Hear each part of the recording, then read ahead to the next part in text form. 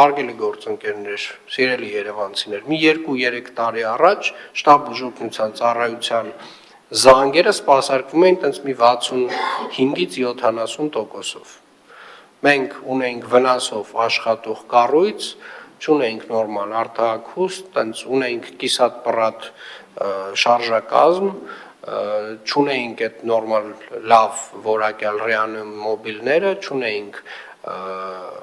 անկախիկ վճարում, չունեինք թվայնացված Արմեդի հետ ինտեգրված համակարգ եւ շատ բաներ չունեինք։ Հիմա այդ ամենը ունենք եւ շարունակաբար զարգացնում ենք։ Խնդրեմ, պարոն Կարապետյան։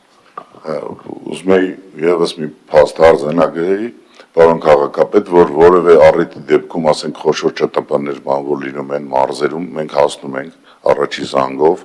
որովհետև մեր շարժակազմերի քանակը Երևան քաղաքի համար եւ բավարար է եւ կարող ենք օգնություն,